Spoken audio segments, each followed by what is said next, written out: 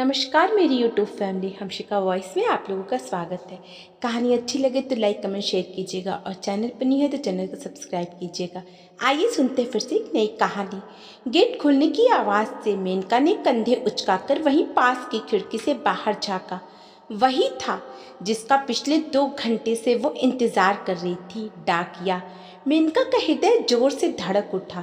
वो वैसे ही बैठे बैठे सामने वाले दरवाजे के नीचे फर्श को देखती रही। हाथ पैर की कपकपी इतनी बढ़ गई कि वो चाह कर भी उठ नहीं पाई। शॉल को जोर से शरीर पर लपेट कर वो छुई मुई सी बैठी थी कि दरवाजे के नीचे से कागज का एक टुकड़ा खिसक कर अंदर आ गया। उस टुकड़े को देखते ही सारी कपकपी, सारी सिरहन जैसे रुक सी गई। मेनका को लगा जैसे एक क्षण के लिए हृदय की धड़कन थम सी गई और पुनः जोरों से धड़कने लगी। मेनका की आंखों से 2 बूंद अश्क निकलकर गालों पर लुढ़क आए। आज मेनका के इंतजार का अंतिम दिन था। अब वो फिर से कभी उस पत्र का इंतजार नहीं करेगी जिसका कि पिछले 10 दिनों से इंतजार करते करते वो थक चुकी थी। गालों पर फैले आंसू मेनका की विवशता को स्पष्ट कर रहे थे। दरवाजे की ओर से खिसक कर अंदर आए टुकड़े पर एक नज़र डालकर मेनका ने मुंह फेर लिया था। यह किसी रजिस्टर्ड पत्र की पावती थी, परंतु मेनका को तो एक अंतर्दर्शीय पत्र या लिफाफे का इंतजार था जिस पर मेनका की किस्मत का फैसला लिखा होना था। मेनका को लग रहा था कि कुछ दिनों को और छुट्टी ले ले, पर वो जानती थी कि ऐसा करना संभव नहीं है। साल में 2 बार माँ से मिलने गाँव भी जाना होता है। आधी छुट्टियाँ तो ऐसे ही खत्म हो चुकी थी। इस शहर में नौकरी की मजबूरी ने उसे बांध रखा था। माँ पिताजी गांव की पुश्तैनी ज़मीन छोड़कर यहाँ आना नहीं चाहते, इसलिए मेनका को ही साल में 2 बार उनके पास जाना पड़ता है। अपनी बेवकूफ़ी पर मेनका खींच उठी। ना आदित्य को पत्र लिखती, ना ही इस मुसीबत में फंसती। उसे क्या जरूरत थी पहल करने की? आदित्य पहल करता तो ठीक था, नहीं करता तो क्या मर जाती वो? अकेले भी तो जिंदगी जी जा सकती है। अपने आप को कोसते हुए मेनका फूट फूट कर रो पड़ी। आदित्य ने मेनका को जवाब ना देकर सिद्ध कर दिया था कि मेनका उसके जीवन में कोई अहमियत नहीं रखती है। अपनी बात लिखने से पहले उसे अच्छी तरह सोचना चाहिए था। जाने पत्र पढ़कर आदित्य पर कैसी प्रतिक्रिया हुई है, कहीं दफ्तर में इसका ढिंढोरा ना पीट दे। सोचते सोचते मेनका अस्त व्यस्त सी हो जाती है। कल तो दफ्तर जाना ही होगा। आदित्य का सामना करने के ख्याल मात्र से ही उसका दिल दहल जाता है। मेनका को यह विश्वास हो चला था कि आदित्य की आंखों में जो कुछ भी उसने पढ़ा था शायद गलत पढ़ा था। आदित्य को पहचानने में कहीं ना कहीं कोई भूल हुई ही होगी। उसे प्रेम पत्र लिखकर मेनका ने अपने आप को उसकी नज़रों में गिरा दिया, लेकिन आदित्य को वो अपलक ताकना मेनका के नज़दीक जाते ही आंखों में भाव का बदल जाना, क्या सब मेनका का वहम था? मेनका ने आदित्य के प्यार को महसूस किया था और उस पर विश्वास करके उसने अपनी पूरी बात आदित्य को लिख दी थी। पत्र के अंत में मेनका ने यह भी लिख दिया था कि वो तब तक दफ्तर नहीं आएगी जब तक आदित्य उसके घर के पते पर पत्र लिखकर अपने निर्णय की सूचना नहीं दे देगा। साथ ही मेनका ने अपने घर का पता भी लिख दिया था, पर आदित्य ने जवाब नहीं दिया था। कभी कभी मेनका ये सोचकर डर सी जाती है कि कहीं आदित्य उसे चरित्रहीन न समझ बैठे। मेनका के दिल का बोझ बढ़ता ही चला जा रहा था कि अन्यासा ही उसे आदित्य का मुस्कुराता चेहरा याद आ गया और एक झटके में मेनका की सारी पीड़ाएं मानो खत्म हो गई। मेनका का विश्वास आदित्य की मुस्कुराहट को याद करने से ही पक्का हो गया कि आदित्य भी उसे चाहता है। आदित्य ने जरूर लिखा होगा, पर डब्बे में डालना भूल गया होगा। भुलक्कड़ तो वो है ही। आदित्य के भूल जाने वाली आदत की याद आते ही मेनका के ओठों पर प्यार भरी मुस्कुराहट फैल गई। मेनका को यह अच्छी तरह याद था कि एक बार कंपनी का एक ऑर्डर अपने ही दराज में रखकर आदित्य ने मेनका को किस कदर डांटा था और जब गलती ना करने के बाद भी मेनका ने माफ़ी मांगी तो कड़क कर कहा था, 10 मिनट के अंदर ऑर्डर ढूंढ लाओ वरना तुम ऑफिस छोड़ सकती हो। ऐसे गैर जिम्मेदार कर्मचारी की यहाँ कोई ज़रूरत नहीं है। तब अपने टेबल पर मुंह छुपाकर कितना रोई थी मेनका। ऑर्डर तो उसे दिया ही नहीं गया था। कुछ देर बाद ऑर्डर अपने ही दराज में पाकर आदित्य ने मेनका को ही डांटा था, बेवकूफ़ कहीं की, जब गलती की ही नहीं थी तो माफ़ी क्यों मांग रही थी। अब तुम रोना बंद करो वरना मैं अपने आप को कभी माफ़ नहीं कर सकूँगा। और मेनका चुप हो गई थी। आदित्य का हर अंदाज दिल हरने वाला होता था, इसीलिए तो मेनका भी दीवानी हो गई थी। आदित्य सावले चेहरे, सरल व्यक्तित्व और साधारण सी कद काठी का पुरुष था। उसके ओठों पर हमेशा एक चिर परिचित मुस्कान रहती थी। कई बार जब मेनका सब कुछ भूलकर उसे ताकती तो वो झेप सा जाता था और ओठों की चिर परिचित मुस्कुराहट गहरा जाया करती थी। पहले मेनका आदित्य को प्यार नहीं करती थी, बस देखती थी और बंसी जाती थी। तब उसे आदित्य अच्छा लगता था, सिर्फ अच्छा।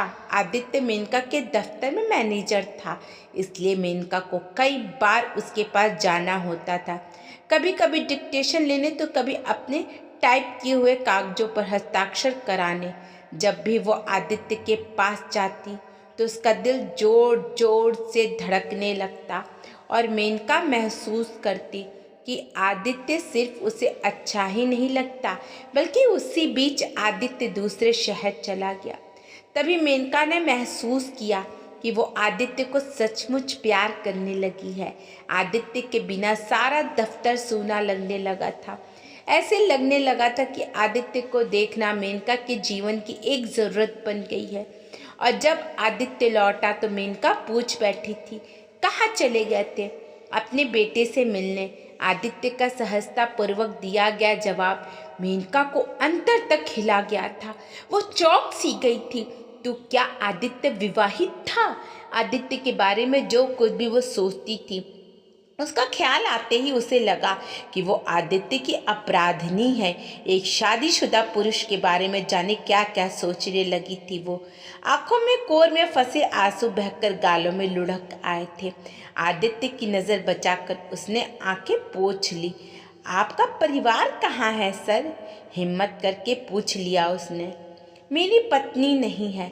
टेबल पर फैले कागजों को समेटते हुए आदित्य बोले। बेटे को जन्म देते हुए वो स्वर्गवासी हो गई। तब से बेटा अपनी नानी के पास है। ओह, मेनका का दिल भर आया था। कभी कभार आदित्य के चेहरे पर जो सूनापन वो देखी थी उसका कारण अब उसकी समझ में आ रहा था। अब मेनका का आदित्य के प्रति प्यार भी गहरा हो गया था। मेनका को लगता था कि वो आदित्य की सारी पीड़ा को अपने स्नेह से ढक दे। आदित्य को सामने पाते ही मेनका अपनी आंखों से सारा स्नेह आदित्य की आंखों में उड़ेल देती और आदित्य मुस्कुरा देता। मेनका बहुत आकर्षक तो नहीं थी, पर अपने सौम्य स्वभाव के कारण वो सबको प्रिय थी। जब कभी वो आदित्य के पास बैठी डिक्टेशन लेती, आदित्य की आंखों में अपने चेहरे पर टीका महसूस करती। मेनका को महसूस होता था कि आदित्य कुछ कहना चाहता है पर कह नहीं पाता है। आदित्य इसी उलझन को दूर करने के ख्याल से मेनका ने पहल की थी और आदित्य की मुश्किल आसान करने के ख्याल से उसने आदित्य को एक प्रेम पत्र लिखा था। पर आदित्य ने जवाब न देकर मेनका के दिल को ठेस पहुंचाई थी। मेनका ने मन ही मन में निर्णय ले लिया था कि दफ्तर जाते ही वो किसी और विभाग में स्थानांतरण के लिए आवेदन दे देगी ताकि आदित्य से सामना ना के बराबर हो। मेनका का तो जी चाह रहा था कि वो चुल्लू भर पानी में डूब मरे। अपने जिन भावनाओं की संयत ना रख पाने के कारण वो इस शर्मनाक स्थिति में आ पहुंची थी, उन भावनाओं को वो अब कोसने लगी थी। दूसरे दिन बड़े भारी मन से मेनका दफ्तर पहुंची, पर वहाँ कोई असामान्यता नहीं लगी। शायद आदित्य ने किसी को कुछ नहीं कहा था, पर बुलाकर कुछ कहेंगे ज़रूर, शायद डांट ही दे। मेनका ने सोच लिया था कि वो आदित्य के कि पूरी नाराज़गी को चुपचाप सह लेगी और आदित्य से यह प्रार्थना करते हुए कि यह बात वो किसी से ना कहे, स्थानांतरण का आवेदन पत्र उसे सौंप देगी। तभी चपरासी ने आकर के कहा कि सूचना दी कि आदित्य साहब बुला रहे हैं। मेनका पसीने से दरबदर थी, जाने क्या कहे। मेनका की आंखें बह आई, सारा शरीर मारे भय के कांप रहा था। अपने उपहासित होने के ख्याल से मेनका का चेहरा सफ़ेद पड़ गया था। आदित्य के कमरे में प्रवेश करते ही उसने देखा कि आदित्य हमेशा की तरह फाइलों में चेहरा छुपाए बैठा है। मेनका के पास आने का एहसास होता ही उसने फाइलें बंद कर दी, पर चेहरा तब भी टेबल पर झुका हुआ था। बैठ जाओ। वैसे ही सिर झुकाकर आदित्य ने आदेश दिया। सहमे से मेनका पास की कुर्सी पर बैठ गई। छुट्टी क्यों ली थी? आदित्य ने रोबीली आवाज से पूछा। बीमार थी? मेनका ने ऐसे जवाब दिया मानो पूछ रही हो, क्या तुम नहीं जानते? मुस्कुराकर आदित्य ने सिर उठाया था। निगाहों के मिलते ही मेनका अंदर तक थरथरा गई थी। मेनका, धीरे से आदित्य ने कहना शुरू किया, मैं यहाँ नहीं था। बेटी की तबीयत ठीक नहीं थी, इसलिए उससे मिलने चला गया था। मेनका ने सिर उठाकर देखा तो आदित्य के चेहरे पर कोई कठोरता नहीं थी। वो आश्वस्त हो गई। आज ही लौटा तो तुम्हारा पत्र टेबल पर पड़ा मिला। मैं खुशकिस्मत हूँ, तुमने मुझे अपने प्यार के काबिल समझा। लेकिन मेनका, मैं वो मुसाफिर हूँ जो जीवन की राहों में अपना सब कुछ लुटा चुका है। भला मुझसे विवाह करके तुम्हें क्या मिलेगा? मैं तुम्हें दे ही क्या सकता हूँ? आदित्य का गला रूंध आया, आंखें भर आई थी। मुट्ठी भर स्नेह, मेनका ने कहा और अपना हाथ आदित्य के हाथ पर रख दिया। मेनका ने देखा आदित्य के ओठों की चिर परिचित मुस्कान का स्थान अब एक उन्मित हंसी ने ले लिया था। दोनों की पलकें गीली थीं। दोस्तों, आपको कहानी कैसी लगी? अगर अच्छी लगे तो लाइक कमेंट शेयर कीजिएगा और चैनल पर नहीं है तो चैनल को सब्सक्राइब कीजिएगा। धन्यवाद।